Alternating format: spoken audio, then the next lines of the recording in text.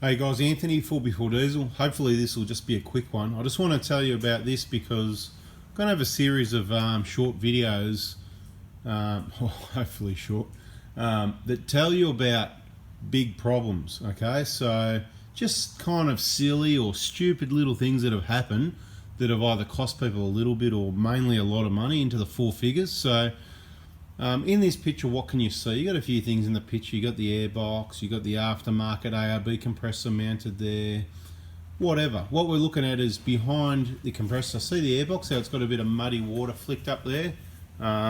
It's sort of muddy up this side and the spray comes this way. Well, what I wanted to point out was that's what happens when you go through water or mud, bog holes, whatever the case may be. When it gets through to the fan, which you can't see from here, but you know where your fan is, the fan will spray it over this way, okay? Now, we had one recently. We had a vehicle which basically, to put it in three words, killed the engine. There you go, 3 words.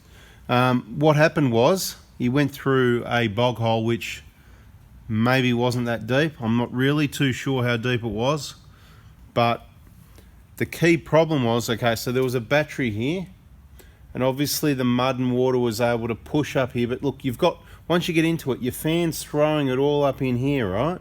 But we can see if you had a battery here, what you wouldn't see is, here you've got your one-way valve, right? There's a one-way valve there, right? That's inside here, inside this area right here, this is on a 120 Prado. A lot of cars are the same. This is a 120 Prado.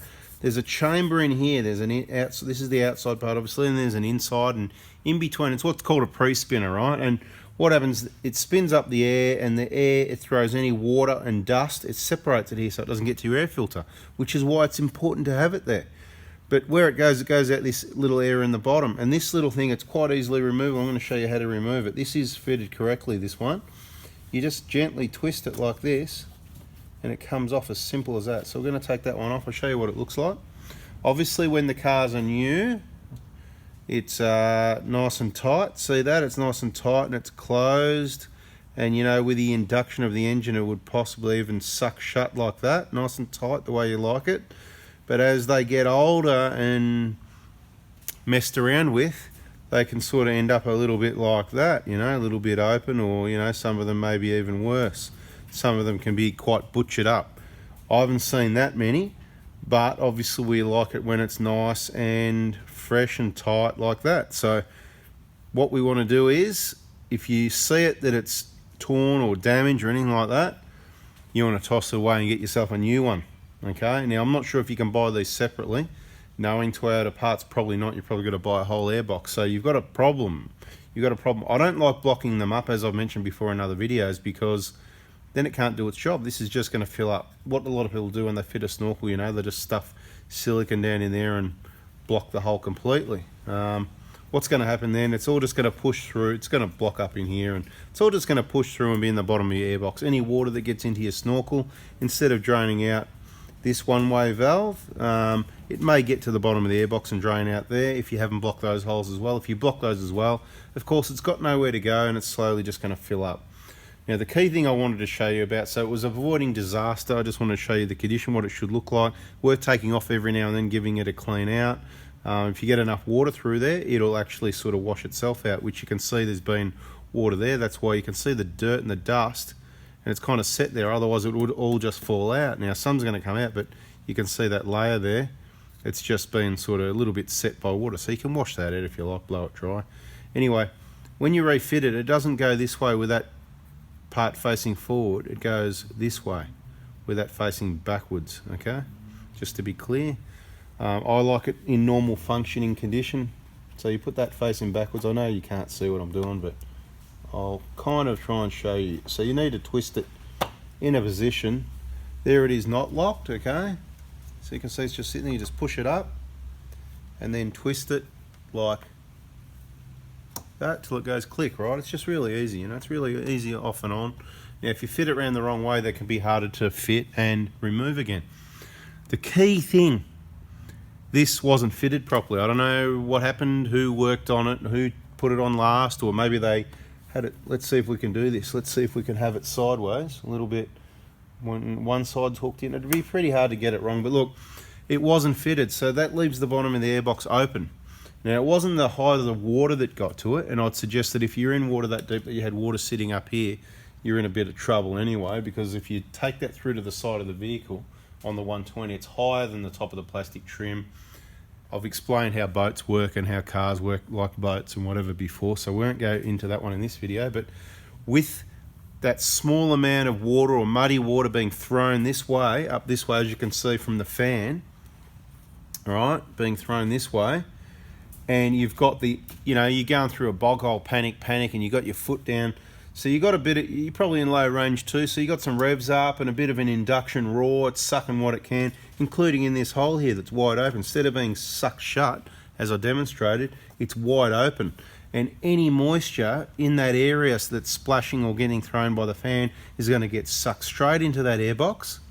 And because of the direction of flow and how much air the engine wants, straight up against the air filter, and that water can definitely get through the air filter, unfortunately. So, what can I say? Besides bada bing, bada boom, boom, you get it, right? So you can't compress water. I've said this before, and I'm just going to go completely off topic and say, so if your intake's caked up with cups and cups of soot and carbon, you can't put a thing on your car and charge someone $600, $800, $1,000 and tell them it cleans it, it washes it out. You can't push this sort of thing through an engine. There's no room for it. Anyway, same thing with water, of course, you know that. So the whole point of this video is to say, just be careful. A couple of things. If you've got a snorkel, make sure here this is fitted correctly. In a video recently, we mentioned about not using lubricants to slide these hoses on, and just do up your clamps. Make sure they're aligned perfectly, that they're not going to slip off if they're just on the edge. Nice and firm. It's not a pressure situation. It doesn't need to be that crazy tight or siliconed up, because silicone will be a lubricant till it dries. So as you tighten it, it may crush and slip and whatever. So don't do that. Just put the clamp on there.